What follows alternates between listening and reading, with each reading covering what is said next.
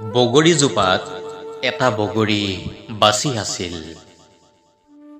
কবি নৱৰূপ মজুমদাৰ, পাঠ অভিজিত কোঁৱৰ।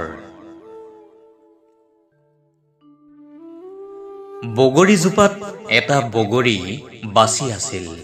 সি শুকান কৰ্কৰীয়া, অথচ গভীৰভাৱে ধৰি ৰাখিছিল তাৰ গোপনীয়তা। বগৰীজোপাত এটা বগৰী বাচি আছিল।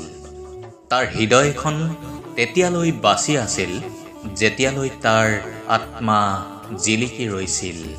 জোনাকে মৰমেৰে চাইছিল, নিশাচৰে কথা পাতিছিল, দিবাকৰেও হেক দিছিল।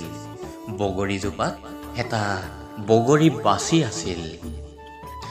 এটা সময় আছিল যিটো সময়ত ৰ'দৰ উষ্ণতাত বহি বহি তাৰ প্ৰতিটো কামোৰৰ সোৱাদ ল'বলৈ বতাহী মনে ঢাপলি মেলিছিল।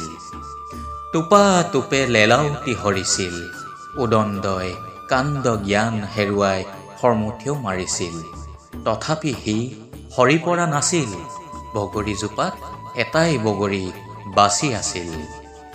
জীৱনৰ অন্তিমটো ক্ষণ গণি গণি সি কিয় জানো আছিল ৰৈ, বিয়নী হাবতা গুটি হৈ, শক্তি প্ৰদৰ্শন কৰিবলৈ নে প্ৰকৃতিক উপহাৰ দিবলৈ।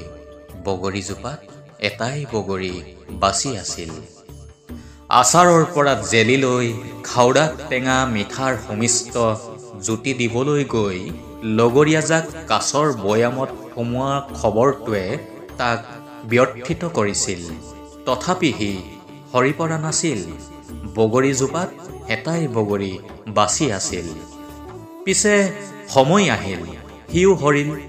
আপেক্ষিক দৰিদ্ৰতাৰ কথা কোৱা জিভা চেলেকাহঁতৰ লেলাউটিহে নহৰিল, কিয়নো তেতিয়া সি শুকান কৰ্কৰীয়া আছিল।